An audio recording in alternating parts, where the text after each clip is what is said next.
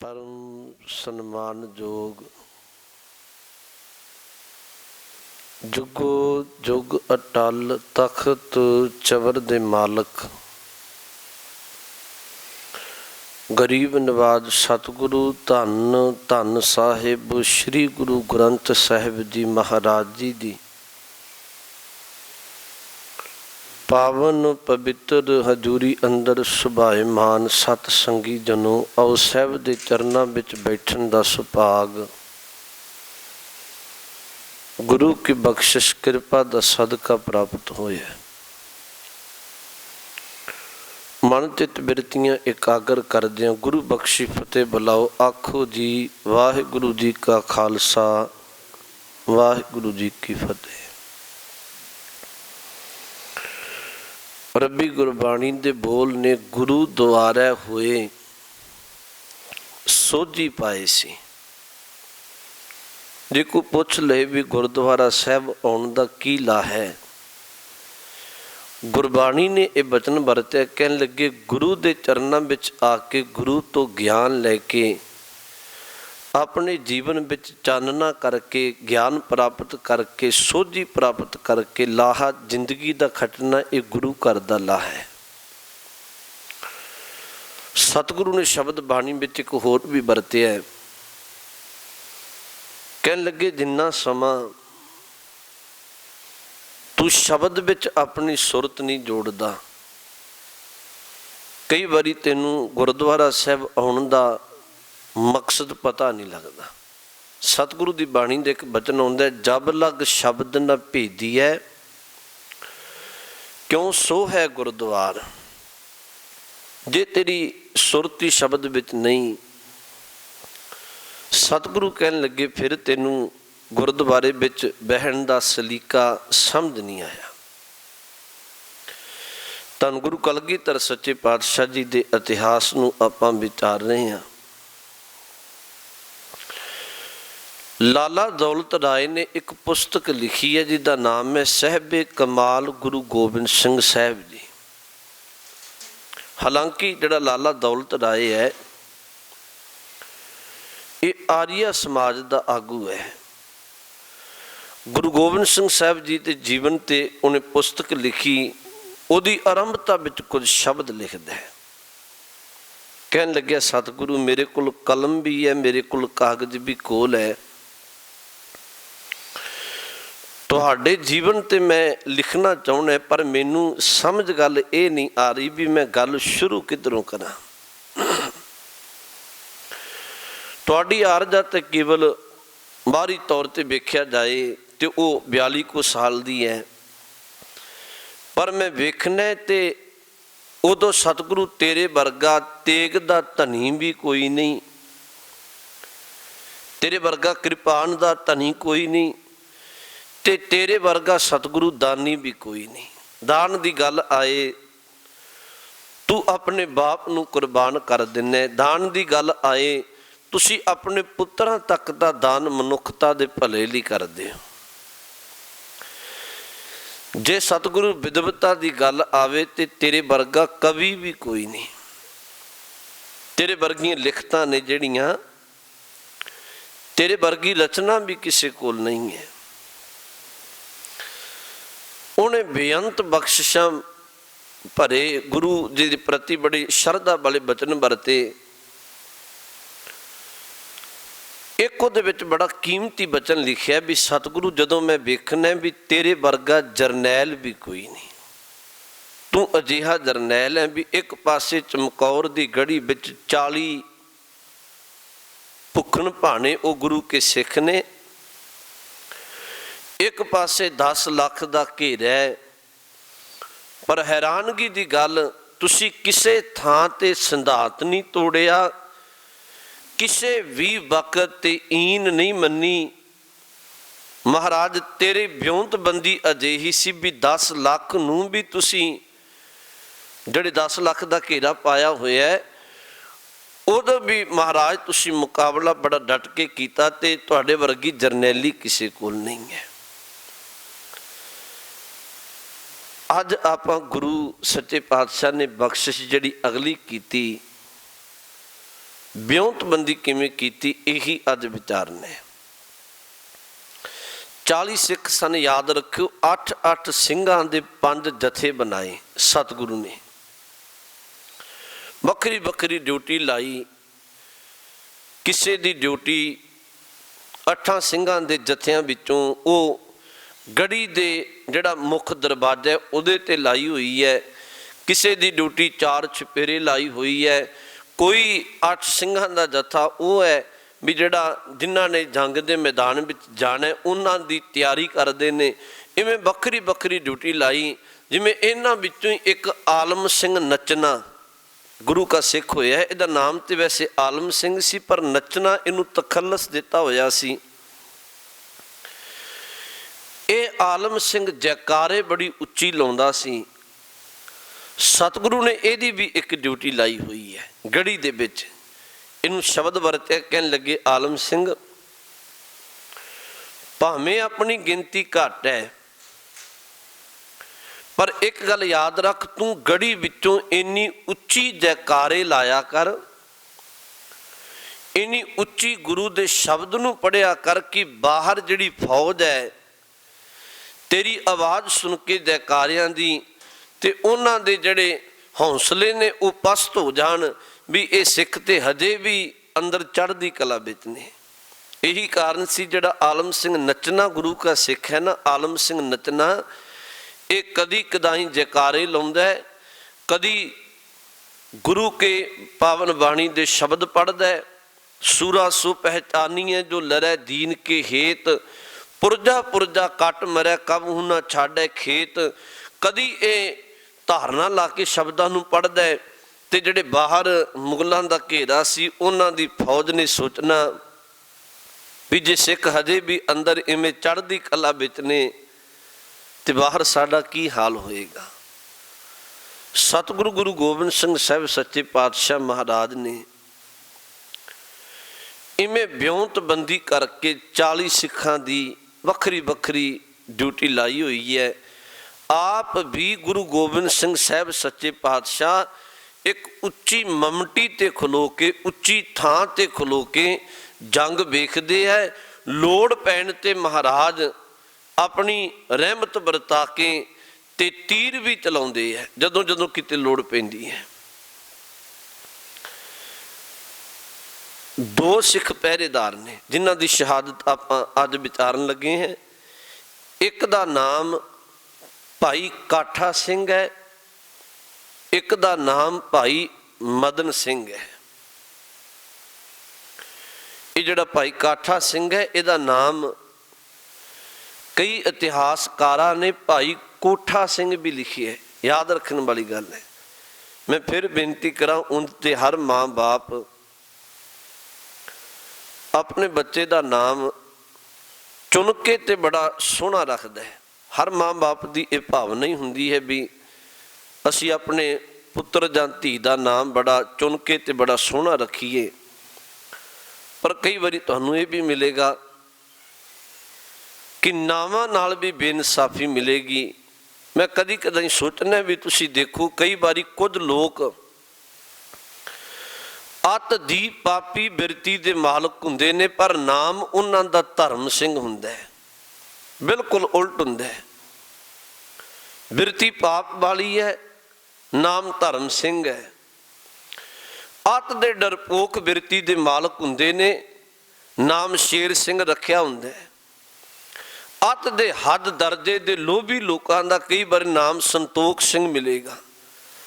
ਪਰ ਯਾਦ ਰੱਖਣ ਵਾਲੀ ਗੱਲ ਹੈ ਵੀ ਉਦੋਂ ਜਿਹੜੇ ਗੁਰੂ ਕੇ ਸਿੱਖ ਸਨ ਉਹਨਾਂ ਦੇ ਨਾਮ ਵੀ ਉਹਨਾਂ ਦੇ ਕਰਮਾਂ ਤੇ ਢੁਕਦੇ ਸਨ, ਭਾਵ ਉਹਨਾਂ ਦੇ ਕਰਮ ਵੀ ਨਾਮ ਦੇ ਮੁਤਾਬਕ ਹੁੰਦੇ ਸਨ।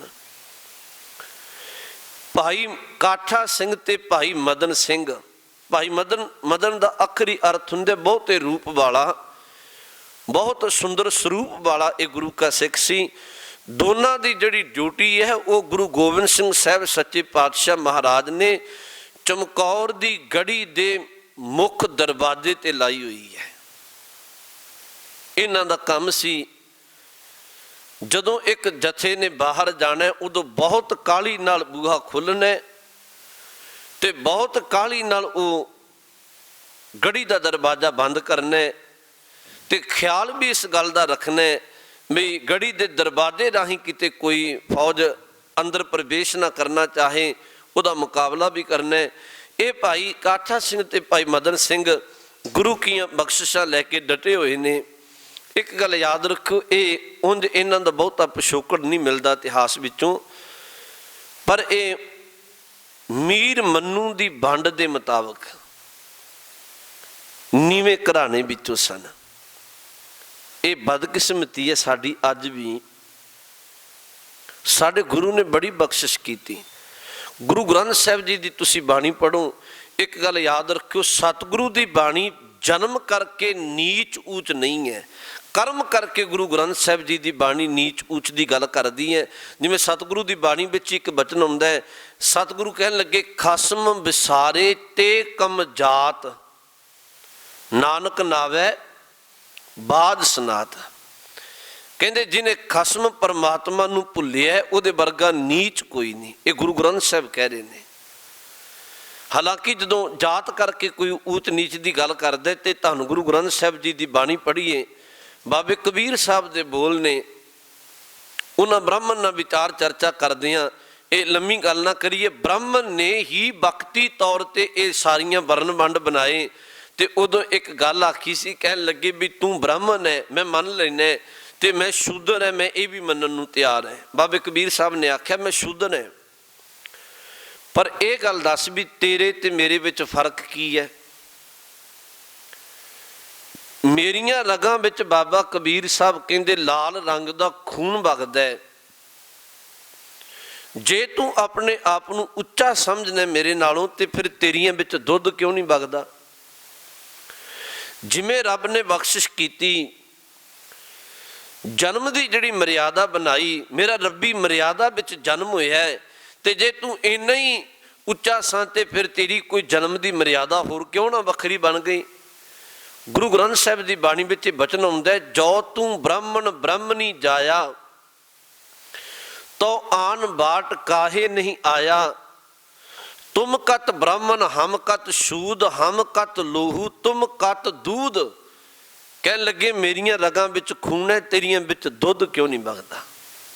मैं बेनती कह रहा सा, ये भाई काठा सिंह ते भाई मदन सिंह भगती जड़े जात दे अहंकारी लोग सन, इन्हां नूं नीवां समझदे सन, पर गुरु कलगीधर जी ने बख्शिश की, इन्हां गुरु चरनां विचों अमृत दी दात लई गुरु ने रहमत करके इन्हां नूं सीने नाल लाया होया सी। ये सतगुरु दे दर ते लंगरां विच सेवा करते रहे, जां बहुती इन्हां दी जिहड़ी मुख सेवा सी वो गुरु के ਸਿੰਘਾਂ ਦੇ ਘੋੜਿਆਂ ਦੀ सेवा सी। मैं फिर एक बेनती करा, ਇਹਦਾ मतलब ये नहीं सी भी शायद किते ये भी नीवें घराने विचों करके घोड़ियां की सेवा विच सन, अजिही गल नहीं सी। तुसीं ये गल भी ख्याल विच रखियो, जदों किते आनंदपुर साहिब जाओ, कीरतपुर साहिब तो पहला एक अस्थान हुंदा बुंगा साहिब, बिल्कुल नहर के कंढे आ। सतगुरु सच्चे पातशाह दे वेले उस वेले उस बुंगा साहिब के पावन अस्थान ते गुरु के घोड़ियां का अस्तबल हुंदा सी। अस्तबल तो भाव गुरु के घोड़ियां का उत्थे एक बाड़ा बनिया होया सी, अज भी वो पावन अस्थान बनिया होया है। मैं बेनती कह लग्या सा, उदों सेवा भावना नाल करदे सन, ना कि ये भी कोई ऊच नीच जान के। इतिहास दे तुसीं होर भी पन्ने कदी पढ़ के वेख लो, तुहानूं चेता होएगा भी नवाब कपूर सिंह जदों किते जकरीए खान वर्गिया ने सुबेग सिंह दे हत्थी गुरु के सिखां नूं नवाबी दिती सी। ये है तो पिछोकड़ इतिहास है भी जकरीए खान ने जदों वेख्या सी ना भी सिख आए नहीं मुकदे, ना तो मारिया मुकदे है, तो बड़ी मुश्किल बनी पई है, तो इन्हां एक तरीका लभ्या सी भी चलो जे जहर दे के नहीं मारिया जाता, शायद किते गुड़ मिठा दे के मार लीए। एक ब्योंतबंदी बना के जकरीए खान ने सिखां नूं लुभाउण दी खातर अपने भाणे ते ਇਹਨੂੰ ਕੁਝ ਅੰਮ੍ਰਿਤਸਰ ਸਾਹਿਬ ਦੇ ਇਲਾਕੇ ਦੇ ਪਿੰਡਾਂ ਦੀ ਜਗੀਰ ਦਿੱਤੀ ਸੀ, ਜਿਹਦੇ ਵਿੱਚ 1 ਲੱਖ ਰੁਪਈਆ ਤੇ ਕੁਝ ਪਿੰਡ ਤੇ ਕੁਝ ਪੁਸ਼ਾਕ ਆਦਿਕ ਦੇ ਕੇ ਕਿਹਾ ਵੀ ਇਹ ਖਿਲਤ ਅਸੀਂ ਤੁਹਾਨੂੰ ਦਿੰਨੇ ਆ। ਉਦੋਂ ਜਿਹੜੀ ਉਹ ਨਵਾਬੀ ਸੀ, ਜਿਹਦਾ ਤਖੱਲਸ ਸੀ ਨਵਾਬੀ, ਜਦੋਂ ਗੁਰੂ ਕੇ ਸਿੱਖਾਂ ਕੋਲ ਭਾਈ ਸ਼ਵੇਗ ਸਿੰਘ ਲੈ ਕੇ ਆਇਆ, ਸਰਕਾਰੀ ਹੁਕੂਮਤ ਤੋਂ ਤੇ ਸਿੱਖਾਂ ਨੇ ਲੈਣ ਤੋਂ ਨਾ ਕਰ ਦਿੱਤੀ। ਕੋਈ ਵੀ ਸਿੱਖ ਇਹਨਾਂ ਦੀ ਨਵਾਬੀ ਲੈਣ ਨੂੰ ਤਿਆਰ ਨਹੀਂ ਸੀ। ਸਿੱਖਾਂ ਦਾ ਕਿਰਦਾਰ ਵੇਖੋ, ਅੱਜ ਛੋਟੀ ਜਿਹੀ ਗੱਲ ਪਿੱਛੇ ਅਸੀਂ ਧਰਮ ਨੂੰ ਜਾਂ ਆਪਣੀ ਕੌਮ ਨੂੰ ਠੋਕਰ ਮਾਰ ਦਿੰਦੇ ਹਾਂ। ਛੋਟਾ ਜਿਹਾ ਅਹੁਦਾ ਕੋਈ ਮਿਲੇ, ਉਹਦੀ ਖਾਤਰ ਅਸੀਂ ਧਰਮ ਤੇ ਕੌਮ ਨੂੰ ਠੋਕਰ ਮਾਰ ਦਿੰਦੇ ਹਾਂ। ਪਰ ਉਸ ਵਕਤ ਅਜਿਹੇ ਸਨ ਸਿੱਖ ਕਿ ਵਕਤੀ ਹੁਕੂਮਤ ਤਰਲਾ ਰਹਿ ਰਹੀ ਹੈ ਵੀ ਤੁਸੀਂ ਨਵਾਬੀ ਰੱਖ ਲਵੋ, ਕੋਈ ਸਿੱਖ ਲੈਣ ਨੂੰ ਤਿਆਰ ਨਹੀਂ ਹੋਇਆ ਸੀ। ਸ਼ਵੇਗ ਸਿੰਘ ਦੇ ਬਹੁਤਾ ਕਹਿਣ ਤੇ ਉਦੋਂ ਗੱਲਾਂ ਵੀ ਹੋਈਆਂ ਵੀ ਤੁਸੀਂ ਘੱਟੋ ਘੱਟ ਇਹ ਨਵਾਬੀ ਲੈ ਕੇ ਕੁਝ ਪਿੰਡਾਂ ਤੇ ਰਾਜ ਕਾਇਮ ਕਰਕੇ ਤੇ ਦੱਸੋ ਵੀ ਸਾਡਾ ਰਾਜ ਅਜਿਹਾ ਹੈ। ਤਾਂ ਫਿਰ ਸਾਰੀ ਸਿੱਖ ਸੰਗਤ ਨੇ ਸਲਾਹ ਬਣਾਈ। ਪੱਖਾ ਝੱਲ ਰਹੇ ਸਨ ਸੰਗਤਾਂ ਤੇ ਕਪੂਰ ਸਿੰਘ ਆਵਾਜ਼ ਮਾਰ ਕੇ ਕਪੂਰ ਸਿੰਘ ਨੂੰ ਬਚਨ ਵਰਤਿਆ। ਕਹਿਣ ਲੱਗੇ, ਕਪੂਰ ਸਿੰਘਾ ਵੀ ਤੈਨੂੰ ਇੱਕ ਸੰਗਤ ਹੁਕਮ ਕਰਨ ਲੱਗੀ ਹੈ ਤੇ ਇਹ ਹੁਕਮ ਤੂੰ ਸੰਗਤ ਦਾ ਮੋੜਨਾ ਨਹੀਂ ਹੈ। ਇਹਨੇ ਆਖਿਆ 7 ਬਚਨ ਦੱਸੋ। ਸਾਰੇ ਸਿੱਖਾਂ ਉਦੋਂ ਆਖਿਆ ਵੀ ਤੈਨੂੰ ਇਹ ਅਸੀਂ ਨਵਾਬ ਬਣਾਉਣਾ ਹੈ, ਆਗੂ ਸਿੱਖ ਬਣਾਉਣਾ ਹੈ। ਇਹਨੇ 2 ਗੱਲਾਂ ਉਦੋਂ ਆਖੀਆਂ ਸਨ, ਮੈਂ ਜਿਹੜੀ ਬੇਨਤੀ ਕਹਿਣ ਲੱਗਿਆ ਸਾਂ। ਕਪੂਰ ਸਿੰਘ ਨੇ ਇੱਕ ਬਚਨ ਆਖਿਆ, ਤੁਹਾਡਾ ਹੁਕਮ ਸਿਰ ਮੱਥੇ ਪ੍ਰਵਾਨ ਹੈ, ਪਰ ਇੱਕ ਗੱਲ ਯਾਦ ਰੱਖੋ, ਪਹਿਲੀ ਗੱਲ ਇਹ ਨਵਾਬੀ ਖਰਾਬੀ ਨਾ ਬਣ ਜਾਏ। ਇਹ ਜਿਹੜੀ ਨਵਾਬੀ ਦੀ ਪੁਸ਼ਾਕ ਹੈ ਜਾਂ ਜੋ ਅਹੁਦਾ ਹੈ, ਜੋ ਮਾਣ ਸਨਮਾਨ ਹੈ, ਇਹ ਗੁਰੂ ਚਰਨਾਂ ਵਿੱਚ ਤੇ ਸੰਗਤ ਦੇ ਚਰਨਾਂ ਨੂੰ ਸੁਹਾ ਕੇ ਮੈਨੂੰ ਦਿਓ। ਕੱਲ ਇਹ ਕਿਤੇ ਨਵਾਬੀ ਮੇਰੇ ਜੀਵਨ ਵਿੱਚ ਖਰਾਬੀ ਕਰ ਦੇ। ਦੂਜੀ ਗੱਲ ਇਹ ਹੈ ਵੀ ਮੈਂ ਨਵਾਬੀ ਲੈਣ ਨੂੰ ਤੁਹਾਡਾ ਹੁਕਮ ਮੰਨਣ ਨੂੰ ਤਿਆਰ ਹੈ, ਪਰ ਕੱਲ ਤੁਸੀਂ ਮੈਨੂੰ ਕਹੋ ਵੀ ਕਪੂਰ ਸਿੰਘ ਤੂੰ ਘੋੜਿਆਂ ਦੀ ਸੇਵਾ ਕਰਨਾ, ਹੁਣ ਤੂੰ ਨਵਾਬ ਬਣ ਗਿਆ। ਮੈਂ ਬਚਪਨ ਤੋਂ ਲੈ ਕੇ ਜਦੋਂ ਦਾ ਜਥੇ ਵਿੱਚ ਆਇਆ, ਮੈਂ ਗੁਰੂ ਕੇ ਖਾਲਸੇ ਜਾਂ ਸਿੱਖਾਂ ਦੇ ਘੋੜਿਆਂ ਦੀ ਲਿੱਦ ਚੁੱਕਦਾ ਰਿਹਾ। ਮੈਂ ਇਹ ਸੇਵਾ ਨਹੀਂ ਛੱਡਣੀ। ਹੁਣ ਤੁਸੀਂ ਖਿਆਲ ਕਰ ਲਵੋ, ਜੰਗ ਮੁਹਿੰਮ ਤੇ ਨਾ ਹੋਵਾਂ ਤੇ ਮੈਂ ਇਹ ਜਿਹੜੀ ਸੇਵਾ ਹੈ ਗੁਰੂ ਕੇ ਸਿੱਖਾਂ ਦੇ ਘੋੜਿਆਂ ਦੀ, ਇਹ ਸੇਵਾ ਨਹੀਂ ਮੈਂ ਤਿਆਗਾਂਗਾ। ਮੇਰੇ ਨਾਲ ਇਹ ਪਰਨ ਕਰ ਲਵੋ। ਉਦੋਂ ਸਤ ਸੰਗਤ ਨੇ ਆਖਿਆ 7 ਬਚਨ, ਅਸੀਂ ਤੇਰੇ ਤੋਂ ਸੇਵਾ ਵੀ ਨਹੀਂ ਖੋਵਾਂਗੇ, ਅਸੀਂ ਇਹ ਗੁਰੂ ਚਰਨਾਂ ਵਿੱਚ ਛੁਹਾ ਕੇ ਸੰਗਤਾਂ ਦੇ ਚਰਨਾਂ ਨੂੰ ਛੁਹਾ ਕੇ ਤੈਨੂੰ ਨਵਾਬੀ ਦਿਆਂਗੇ। ਯਾਦ ਰੱਖੋ, ਨਵਾਬ ਕਪੂਰ ਸਿੰਘ ਨੇ ਸਾਰੀ ਜ਼ਿੰਦਗੀ ਜਦੋਂ ਕਿਤੇ ਵਕਤ ਮਿਲਦਾ ਸੀ ਇਹਨੇ ਘੋੜਿਆਂ ਦੀ ਸੇਵਾ ਨਹੀਂ ਤਿਆਗੀ ਸੀ। ਮੇਰੇ ਕਹਿਣ ਤੋਂ ਭਾਵ ਇਹ ਹੈ, ਭਾਈ ਕਾਠਾ ਸਿੰਘ ਤੇ ਭਾਈ ਮਦਨ ਸਿੰਘ ਇਹ ਵੀ ਗੁਰੂ ਚਰਨਾਂ ਵਿੱਚ ਰਹਿ ਕੇ ਬਹੁਤ ਸਮਾਂ ਸਿੰਘਾਂ ਦੇ ਘੋੜਿਆਂ ਦੀ ਸੇਵਾ ਕਰਦੇ ਰਹੇ। ਤੁਹਾਨੂੰ ਇਹ ਵੀ ਪਤਾ ਹੋਵੇਗਾ, ਮੈਂ ਚੱਲਦਿਆਂ ਬੇਨਤੀ ਕਹਿ ਦਿਆਂ ਵੀ ਇਹੀ ਨਵਾਬ ਕਪੂਰ ਸਿੰਘ ਦੇ ਕੋਲ ਇੱਕ ਛੋਟਾ ਜਿਹਾ ਬੱਚਾ ਆਇਆ ਸੀ, ਜਿਹਦਾ ਬਾਅਦ ਵਿੱਚ ਜਾ ਕੇ ਜਿਹਦਾ ਨਾਮ ਸੀ ਜੱਸਾ ਸਿੰਘ, ਬਾਅਦ ਵਿੱਚ ਜਿਹਨੂੰ ਜੱਸਾ ਸਿੰਘ ਆਹਲੂਵਾਲੀਆ ਕਿਹਾ ਗਿਆ। ਜੱਸਾ ਸਿੰਘ ਸੀ ਇਹਦਾ ਬਾਪ, ਚੜ੍ਹਾਈ ਕਰ ਗਿਆ ਸੀ। ਮਾਂ ਇਹਦੀ ਦਿੱਲੀ ਦੀ ਧਰਤੀ ਤੇ ਰਹਿੰਦੇ ਸਨ, ਮਾਤਾ ਸੁੰਦਰੀ ਜੀ ਦੇ ਕੋਲ ਗਏ ਤੇ ਉਹਨਾਂ ਤੋਂ ਇੱਕ ਚਿੱਠੀ ਲਿਖਵਾਈ ਸੀ। ਚਿੱਠੀ ਲਿਖਵਾ ਕੇ ਤੇ ਪਰਤ ਕੇ ਅੰਮ੍ਰਿਤਸਰ ਸਾਹਿਬ ਦੀ ਧਰਤੀ ਤੇ ਆਏ ਤੇ ਚਿੱਠੀ ਵਿੱਚ ਲਿਖਵਾਇਆ ਸੀ ਕਿ ਮੇਰੇ ਪੁੱਤਰ ਨੂੰ ਜਥੇ ਵਿੱਚ ਭਰਤੀ ਕਰ ਲਵੋ। ਮਨ ਵਿੱਚ ਇਹਦੇ ਮਾਂ ਦੇ ਖਿਆਲ ਸੀ ਵੀ ਹਜੇ ਇਹ ਛੋਟਾ ਹੈ, ਸ਼ਾਇਦ ਭਰਤੀ ਨਾ ਕਰਨ। ਵੈਸੇ ਉਦੋਂ ਦਾ ਜਿਹੜਾ ਇਤਿਹਾਸ ਤੁਸੀਂ ਪੜ੍ਹੋ ਨਾ, ਹਰ ਮਾਂ ਦੀ ਇੱਕ ਭਾਵਨਾ ਹੁੰਦੀ ਸੀ ਵੀ ਮੇਰਾ ਪੁੱਤ ਇੱਕ ਚੰਗਾ ਸਿੱਖ ਬਣ ਜਾਏ। ਉਦੋਂ ਜਿਹੀ ਭਾਵਨਾ ਨਹੀਂ ਸੀ ਵੀ ਮੇਰਾ ਪੁੱਤ ਪੈਸੇ ਕਮਾ ਕੇ ਲਿਆਏ, ਭਾਵੇਂ ਪਾਪ ਹੀ ਕਿਉਂ ਨਾ ਕਰੀ ਜਾਏ। ਉਦੋਂ ਹਰ ਮਾਂ ਦਾ ਇਹ ਅਕੀਦਾ ਹੁੰਦਾ ਸੀ ਵੀ ਮੇਰਾ ਪੁੱਤਰ ਚੰਗਾ ਸਿੱਖ ਬਣ ਜਾਏ। ਇਸੇ ਭਾਵਨਾ ਨੂੰ ਲੈ ਕੇ ਜੱਸਾ ਸਿੰਘ ਨੂੰ ਇਹਦੀ ਮਾਂ ਲੈ ਕੇ ਜਦੋਂ ਨਵਾਬ ਕਪੂਰ ਸਿੰਘ ਦੇ ਕੋਲ ਆਈ, ਇੱਥੇ ਦੀਵਾਨ ਸਜਿਆ ਹੋਇਆ ਸੀ, ਗੁਰਬਾਣੀ ਦਾ ਕੀਰਤਨ ਹੋਇਆ ਤੇ ਜੱਸਾ ਸਿੰਘ ਕੀਰਤਨ ਬੜਾ ਵਧੀਆ ਕਰਦਾ ਸੀ। ਜੱਸਾ ਸਿੰਘ ਨੇ ਜਦੋਂ ਕੀਰਤਨ ਕੀਤਾ ਤੇ ਨਵਾਬ ਕਪੂਰ ਸਿੰਘ ਨੇ ਕੀਰਤਨ ਸੁਣਿਆ ਹਜੇ ਮਾਂ ਨੇ ਕੁਝ ਸ਼ਬਦ ਕਹੀ ਨਹੀਂ ਸਨ ਤੇ ਜੱਸਾ ਸਿੰਘ ਨੇ ਨਵਾਬ ਕਪੂਰ ਸਿੰਘ ਨੇ ਕੋਲ ਬੁਲਾਇਆ ਆਪਣੇ ਬੜੇ ਪਿਆਰ ਦੇ ਨਾਲ, ਤੇ ਇਹਦੀ ਮਾਂ ਵੀ ਆਈ ਤੇ ਇਹਦੀ ਮਾਂ ਨੂੰ ਇੱਕ ਬਚਨ ਆਖਿਆ ਸੀ। ਕਹਿਣ ਲੱਗੇ, ਮਾਂ ਇੱਕ ਕੰਮ ਕਰ, ਇਹ ਬੱਚਾ ਕੀਰਤਨ ਬੜਾ ਸੋਹਣਾ ਕਰਦਾ ਹੈ, ਗੁਰੂ ਦਾ ਸ਼ਬਦ ਸੰਗਤ ਨੂੰ ਸੁਣਾਏਗਾ, ਇਹ ਬੱਚਾ ਤੂੰ ਪੰਥ ਦੀ ਝੋਲੀ ਪਾ ਦੇ, ਮੈਂ ਤੇਰੇ ਤੋਂ ਇਹ ਬੱਚਾ ਪੰਥ ਦੀ ਝੋਲੀ ਮੰਗਣਾ। ਤੇ ਇਹਦੀ ਮਾਂ ਦੇ ਨੇਤਰਾਂ ਵਿੱਚੋਂ ਨੀਰ ਆਇਆ। ਜੱਸਾ ਸਿੰਘ ਨੇ ਵੇਖਿਆ ਆਪਣੀ ਮਾਂ ਦੀਆਂ ਨੇਤਰਾਂ ਵਿੱਚੋਂ ਨੀਰ। ਨਵਾਬ ਕਪੂਰ ਸਿੰਘ ਨੇ ਇੱਕ ਬਚਨ ਆਖਿਆ ਸੀ ਵੀ ਮੈਨੂੰ ਪਤਾ ਹੈ ਵੀ ਪੁੱਤ ਧਰਮ ਲਈ ਦੇਣੇ ਬਹੁਤ ਔਖੇ ਨੇ, ਬੜੀ ਮੁਸ਼ਕਿਲ ਵਾਲੀ ਗੱਲ ਹੈ। ਅੱਗੋਂ ਇਹਦੀ ਮਾਂ ਨੇ ਆਖਿਆ ਵੀ ਗੱਲ ਇਹ ਨਹੀਂ ਹੈ, ਗੱਲ ਇਹ ਹੈ ਵੀ ਮੈਂ ਤੇ ਚਿੱਠੀ ਵੀ ਲਿਖਵਾ ਕੇ ਲੈ ਕੇ ਆਈ ਸਾਂ ਵੀ ਕੀ ਪਤਾ ਮੇਰਾ ਪੁੱਤਰ ਉਮਰ ਦਾ ਛੋਟਾ ਹੈ, ਸਿੰਘ ਰੋਜ਼ਾਨਾ ਜੰਗ ਮੁਹਿੰਮਾਂ ਤੇ ਜਾਂਦੇ ਨੇ, ਵੀ ਇਹਨੂੰ ਜਥੇ ਵਿੱਚ ਭਰਤੀ ਕਰਨਗੇ ਵੀ ਜਾਂ ਨਾ ਕਰਨਗੇ। ਮੈਂ ਤੇ ਮਾਤਾ ਸੁੰਦਰੀ ਜੀ ਦੇ ਕੋਲੋਂ ਚਿੱਠੀ ਲਿਖਵਾ ਕੇ ਲੈ ਕੇ ਆਈ ਸਾਂ, ਪਰ ਇਹ ਧੰਨ ਗੁਰੂ ਰਾਮਦਾਸ ਜੀ ਦੀ ਕਿਰਪਾ, ਇਹ ਪੁੱਤਰ ਮੈਨੂੰ ਕਹਿਣਾ ਹੀ ਨਹੀਂ ਪਿਆ, ਤੁਸੀਂ ਆਪ ਮੰਗ ਕੇ ਲੈ ਲਿਆ। ਯਾਦ ਰੱਖਿਓ, ਇਹ ਵੀ ਜੱਸਾ ਸਿੰਘ ਜਥੇ ਵਿੱਚ ਭਰਤੀ ਹੋਇਆ ਤੇ ਇਹਦੀ ਜਿਹੜੀ ਸੇਵਾ ਸੀ ਨਾ ਮੁੱਖ, ਉਹ ਸੀ ਘੋੜਿਆਂ ਨੂੰ ਦਾਣਾ ਪਾਉਣਾ। ਤੇ ਇੱਕ ਦਿਨ ਨਵਾਬ ਕਪੂਰ ਸਿੰਘ ਕੋਲ ਆਇਆ, ਉਹ ਪੜੋਪਾ ਸ਼ਬਦ ਵਰਤਿਆ ਜਾਂਦਾ ਹੈ, ਉਹ ਰੱਖ ਕੇ ਤੇ ਨਵਾਬ ਕਪੂਰ ਸਿੰਘ ਨੂੰ ਇੱਕ ਸ਼ਬਦ ਵਰਤਿਆ ਵੀ ਮੈਨੂੰ ਮੇਰੀ ਮਾਂ ਕੋਲ ਛੱਡਿਓ, ਮੈਂ ਹੁਣ ਇੱਥੇ ਰਹਿਣਾ ਨਹੀਂ। ਨਵਾਬ ਕਪੂਰ ਸਿੰਘ ਨੇ ਬੜੇ ਪਿਆਰ ਨਾਲ ਪੁੱਛਿਆ ਵੀ ਪੁੱਤਰ ਕੀ ਗੱਲ, ਮਾਂ ਚੇਤੇ ਆਉਂਦੀ ਹੈ? ਕਹਿਣ ਲੱਗਿਆ ਨਹੀਂ। ਕੋਈ ਦੁੱਖ ਤਕਲੀਫ ਹੈ? ਕਹਿਣ ਲੱਗਿਆ ਨਹੀਂ। ਫਿਰ ਕੀ ਕਾਰਨ ਹੈ, ਤੂੰ ਜਥੇ ਵਿੱਚੋਂ ਜਾਣਾ ਹੈ? ਜੱਸਾ ਸਿੰਘ ਨੂੰ ਅੱਗੋਂ ਸ਼ਬਦ ਵਰਤੇ, ਕਹਿਣ ਲੱਗੇ ਇਹ ਦਿੱਲੀ ਧਰਤੀ ਤੇ ਰਿਹਾ ਸੀ ਤੇ ਪੰਜਾਬੀ ਤੇ ਉਰਦੂ ਮਿਕਸ ਬੋਲਦਾ ਸੀ।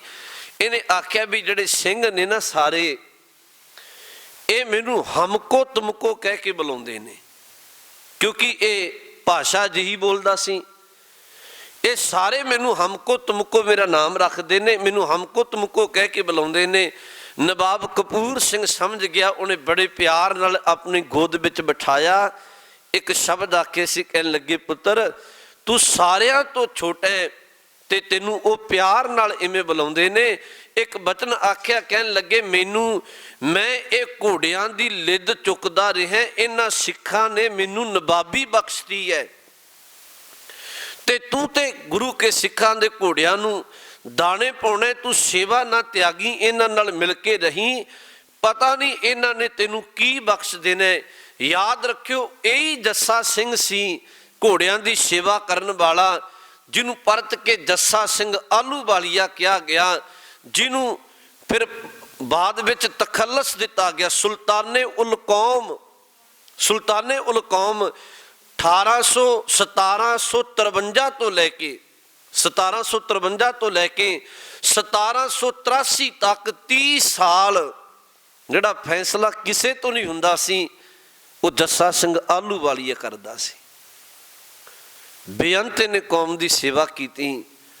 ਮੈਂ ਬੇਨਤੀ ਫਿਰ ਉਸੇ ਵੱਲ ਆਵਾਂ ਵੀ ਕਾਠਾ ਸਿੰਘ ਤੇ ਭਾਈ ਮਦਨ ਸਿੰਘ, ਦੋ ਜਿਹੜੇ ਗੁਰੂ ਕੇ ਸਿੱਖ ਨੇ, ਇਹ ਗੁਰੂ ਚਰਨਾਂ ਵਿੱਚ ਆਏ, ਗੁਰੂ ਕੇ ਲੰਗਰਾਂ ਵਿੱਚ ਤੇ ਘੋੜਿਆਂ ਦੀ ਸੇਵਾ ਇਹਨਾਂ ਬਹੁਤ ਭਾਵਨਾ ਨਾਲ ਕੀਤੀ।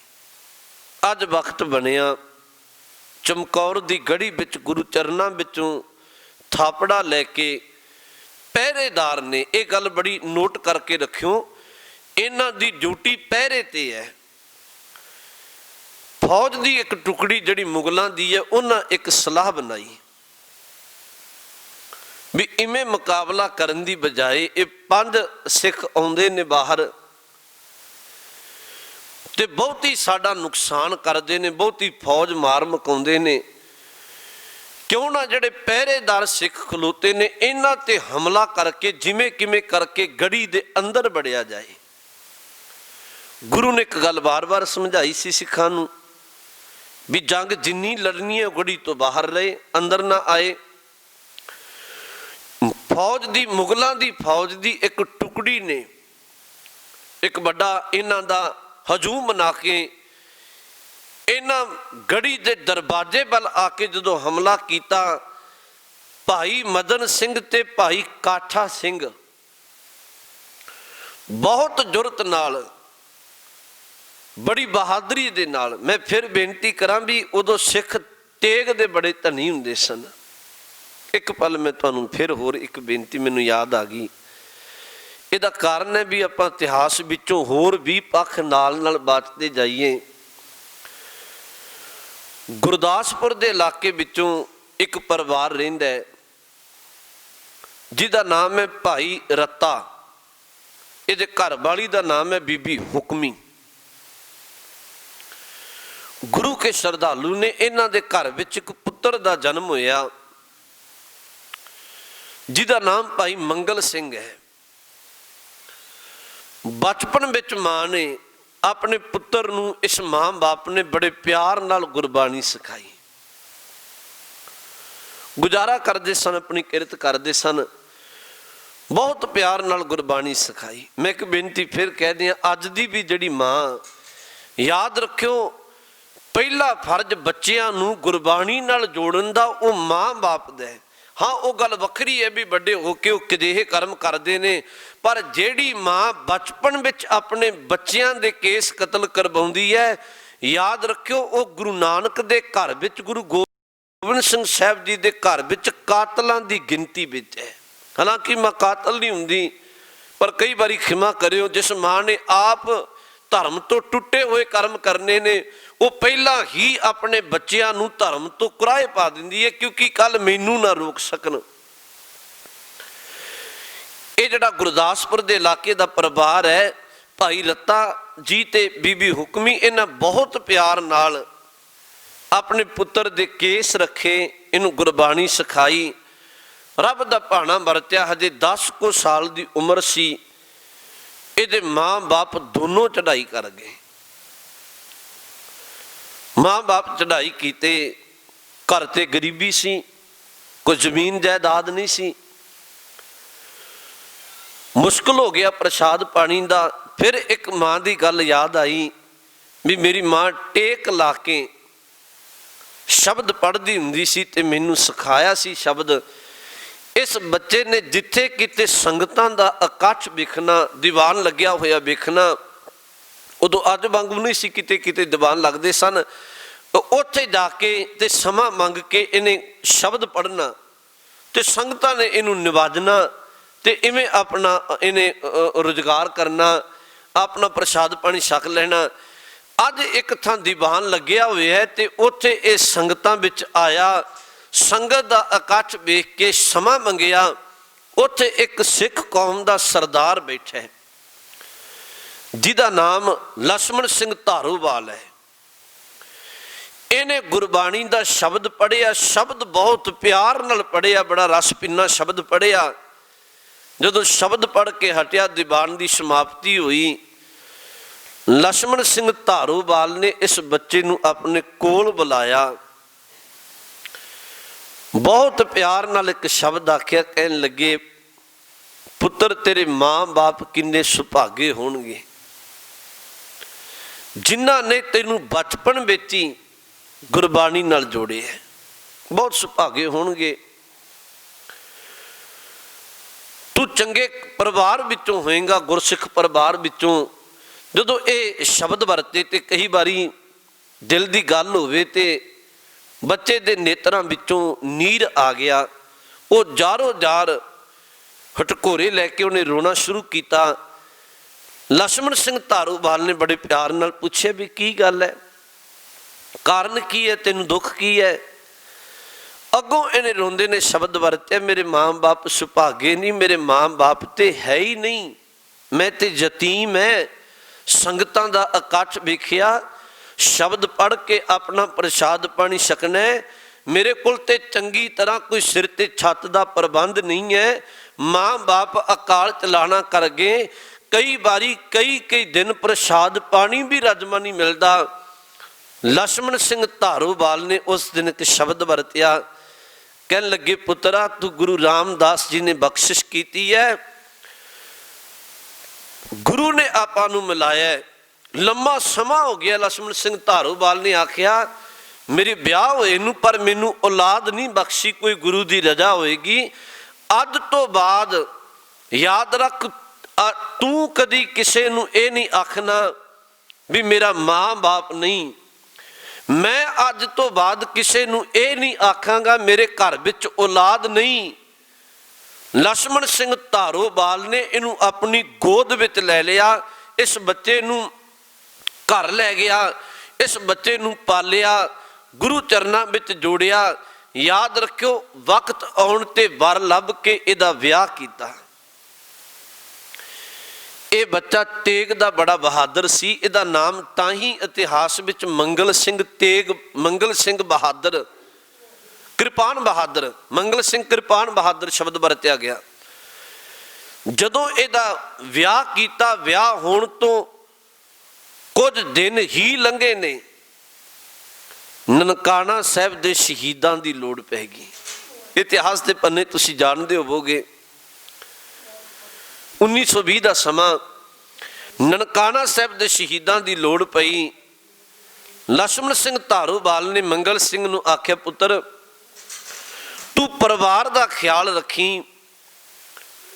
ਅਸੀਂ ਨਰਾਇਣੂ ਮਹੰਤ ਵਰਗਿਆਂ ਤੋਂ ਗੁਰੂ ਘਰਾਂ ਨੂੰ ਆਜ਼ਾਦ ਕਰਵਾਉਣ ਲਈ ਪਾਪੀਆਂ ਤੋਂ ਤੇ ਨਨਕਾਣਾ ਸਾਹਿਬ ਚੱਲੇ, ਹੋ ਸਕਦਾ ਉੱਥੇ ਸ਼ਹੀਦੀ ਪਾਉਣੀ ਪੈ ਜਾਏ। ਯਾਦ ਰੱਖਿਓ ਉਸ ਦਿਨ ਮੰਗਲ ਸਿੰਘ ਨੇ ਸ਼ਬਦ ਵਰਤੇ ਸਨ, ਕਹਿਣ ਲੱਗੇ ਪਿਤਾ ਜੇ ਮੈਨੂੰ ਆਪਣਾ ਪੁੱਤਰ ਸਮਝਦੇ ਹੋ ਨਾ ਤੇ ਮੈਂ ਵੀ ਤੁਹਾਡੇ ਨਾਲ ਜਾਵਾਂਗਾ, ਮੈਂ ਘਰ ਨਹੀਂ ਰਹਾਂਗਾ। ਕੱਲ ਕੋਈ ਆਕੇ ਕਿ ਇਹ ਲਛਮਣ ਸਿੰਘ ਧਾਰੋਵਾਲ ਦੇ ਟੁੱਕੜ ਤੇ ਪਲ ਕੇ ਸਿੱਖੀ ਦਾ ਗਦਾਰ ਨਿਕਲ ਗਿਆ, ਮੈਂ ਵੀ ਤੁਹਾਡੇ ਨਾਲ ਜਾਵਾਂਗਾ। ਇਹਨੂੰ ਕਿਸੇ ਮੋਹ ਮਮਤਾ ਨੇ ਨਹੀਂ ਰੋਕਿਆ, ਮੰਗਲ ਸਿੰਘ ਨਾਲ ਗਿਆ। ਨਨਕਾਣਾ ਸਾਹਿਬ ਤੁਹਾਨੂੰ ਪਤਾ ਲੰਮਾ ਇਤਿਹਾਸ ਹੈ ਵੀ ਉੱਥੇ ਮੋਰਚਾ ਲੱਗਿਆ। ਅਖੀਰ ਉੱਥੇ ਨਨਕਾਣਾ ਸਾਹਿਬ ਦੇ ਸ਼ਹੀਦਾਂ ਵਿੱਚ ਹੀ ਮੰਗਲ ਸਿੰਘ ਕਿਰਪਾਨ ਬਹਾਦਰ ਨੇ ਸ਼ਹੀਦੀ ਪਾ ਦਿੱਤੀ। ਸਿੱਖਾਂ ਦਾ ਬੜਾ ਮਾਨ ਮੱਤਾ ਇਤਿਹਾਸ ਹੈ। ਮੈਂ ਬਾਰ-ਬਾਰ ਆਖਣੇ ਤੇ ਬਦਕਿਸਮਤੀ ਹੈ ਸਾਡੀ, ਅਸੀਂ ਨਾ ਕਦੀ ਪੜ੍ਹੇ ਹੈ ਨਾ ਅਸੀਂ ਸਾਡੇ ਬੱਚਿਆਂ ਨੂੰ ਸੁਣਾਇਆ ਹੈ। ਮੈਂ ਵਿਸ਼ਵਾਸ ਨਾਲ ਕਹਿ ਸਕਦਾ ਵੀ ਜੇ ਕਿਤੇ ਅਸੀਂ ਬੱਚਿਆਂ ਨੂੰ ਗੁਰਬਾਣੀ ਇਤਿਹਾਸ ਨਾਲ ਜੋੜਿਆ ਹੁੰਦਾ ਨਾ, ਅੱਜ ਵਾਂਗੂ ਫਿਰ ਕੇਸ ਕਤਲ ਕਰਕੇ ਤੇ ਕੰਨਾਂ ਵਿੱਚ ਨੱਤੀਆਂ ਪਾ ਕੇ ਇਵੇਂ ਜਿਵੇਂ ਭੜਕਦੇ ਫਿਰਦੇ ਮੈਂ ਭੜਕਣ ਦੀ ਲੋੜ ਨਹੀਂ ਸੀ। ਖੈਰ ਮੈਂ ਬੇਨਤੀ ਕਹਿ ਰਿਹਾ ਸਾਂ, ਭਾਈ ਕਾਠਾ ਸਿੰਘ ਤੇ ਭਾਈ ਮਦਨ ਸਿੰਘ ਇਹ ਗੁਰੂ ਕੇ ਸਿੱਖ ਵੀ ਬੜੇ ਤੇਗ ਦੇ ਧਨੀ ਸਨ, ਬਹੁਤ ਤੇਗ ਦੇ ਬਹਾਦਰ ਸਨ, ਧਨੀ ਸਨ।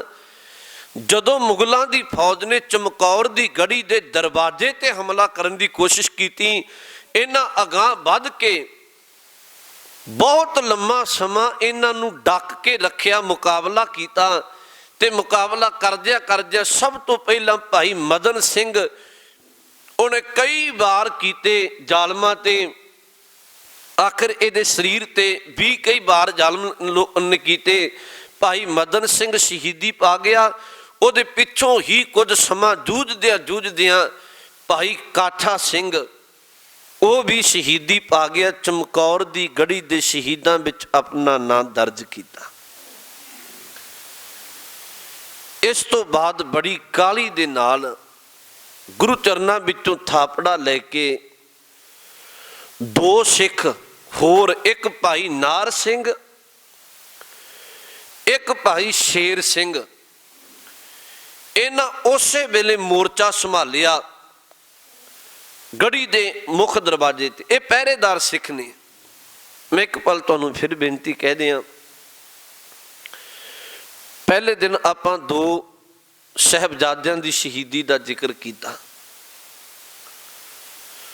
ਦੂਜੇ ਦਿਨ ਆਪਾਂ ਤਿੰਨ ਪਿਆਰਿਆਂ ਦਾ ਜਿਹੜਾ ਇਤਿਹਾਸ ਹੈ ਉਹ ਸ਼ਰਵਣ ਕੀਤਾ। ਤਿੰਨ ਪਿਆਰੇ ਸ਼ਹੀਦ ਹੋਏ, ਪੰਜ ਹੋ ਗਏ ਤੇ ਚਾਰ ਸਿੱਖਾਂ ਦਾ ਅੱਜ, ਇੱਕ ਭਾਈ ਕਾਠਾ ਸਿੰਘ, ਮਦਨ ਸਿੰਘ, ਸ਼ੇਰ ਸਿੰਘ ਤੇ ਨਾਹਰ ਸਿੰਘ, 9 ਦੀ ਗਿਣਤੀ ਹੋ ਜਾਏਗੀ। ਟੋਟਲੀ ਜਿਹੜੇ 40 ਸਿੱਖ ਨੇ। ਮੈਂ ਬੇਨਤੀ ਕਹਿਣ ਲੱਗਿਆ, ਇੱਥੇ ਫਿਰ ਭਾਈ ਕਾਠਾ ਸਿੰਘ, ਮਦਨ ਸਿੰਘ ਨੂੰ ਸ਼ਹੀਦ ਹੋਣ ਤੋਂ ਬਾਅਦ ਭਾਈ ਨਾਹਰ ਸਿੰਘ ਤੇ ਭਾਈ ਸ਼ੇਰ ਸਿੰਘ ਨੇ ਗੜੀ ਦੇ ਦਰਵਾਜ਼ੇ ਤੇ ਪਹਿਰਾ ਲਾਇਆ। ये भी जिहड़े गुरु के सिख सन, ये गुरु के लंगरां विच सेवा करते रहे, बहुत लंबे समय तो गुरु चरनां विच सन।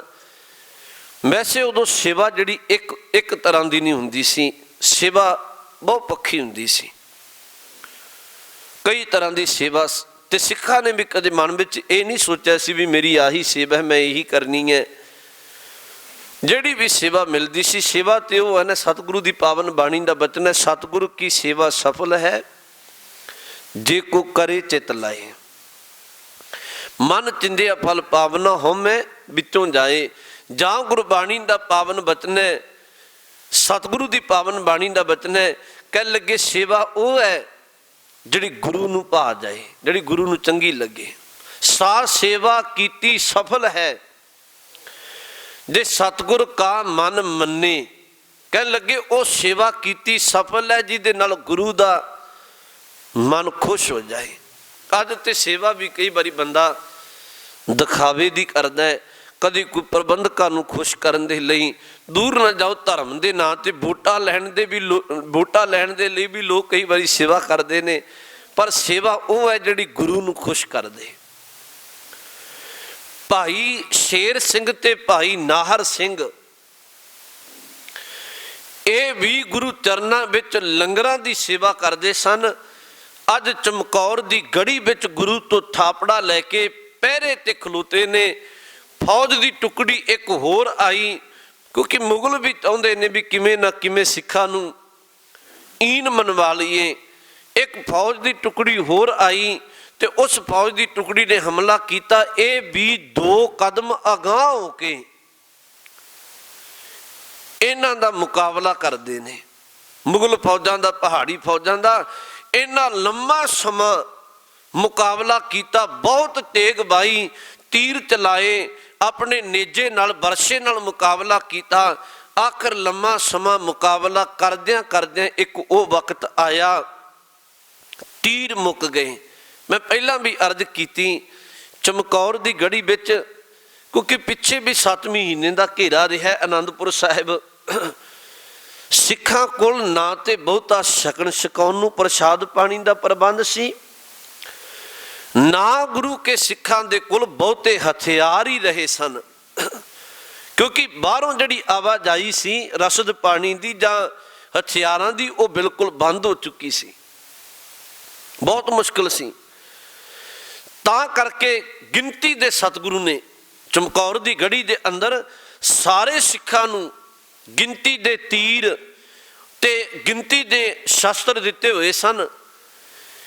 भाई नाहर सिंह ते भाई शेर सिंह ने पत्थे विचों तीर मुके, फिर अपनी तेग नाल मुकाबला किया। लम्मा समा मुकाबला करदियां करदियां शामां ढलियां। आखिर ये भी गुरु चरनां विच चमकौर की गढ़ी विच जूझ के दोनों सिख शहीदी पा गए। 4 सिख अज शहीद होए। उन्हां शहीदां विच इन्हां चेता किया जाता है। मैं फिर एक बेनती कह के फतेह बुलावा। मन की भावना है भी असी जिन्हां साडे लई इन्नियां बख्शिशां कीतियां, घट्टो घट उन्हां वर्गी करनी नहीं कर सकते। गल वखरी है, करनी करन वालियां नूं असी चेता जरूर रखीए। अज भी मैं फिर बेनती कह लगे भी जे सानू कोई पुछ ले ना इत्थों तक भी चमकौर की गढ़ी विच 40 सिख शहीद होए ने, तुसी कोई 10 शहीदां दा नाम गिना दिओ चमकौर की गढ़ी दियां दा, मेरा ख्याल है भी सानू मुश्किल पैदा हो जाएगी। 10 शहीदां दा नाम नहीं सानू चेता रहेगा। सानू ख्याल करन दी लोड़ है। साहब रहमत करे असी गुरु इतिहास गुरबाणी नाल जुड़ीए, अपने बच्चियां परिवारां नूं जोड़ीए, तां जो मान मत्ता इतिहास सुन के साडे मन विच भी गुरु चरनां विच जुड़न दी भावना बने। असी गुरु चरनां विच जुड़ के किरतकार करदियां करतार चेते रखदियां अपने जीवन नूं सवार सकीए। अज इन्नियां को बेनतियां प्रवान करियो। लोक सुखीए परलोक सहेले, नानक हर प्रभ आपे मेले। भुल चुक दी खिमा ਵਾਹਿਗੁਰੂ ਜੀ ਕਾ ਖਾਲਸਾ, ਵਾਹਿਗੁਰੂ ਜੀ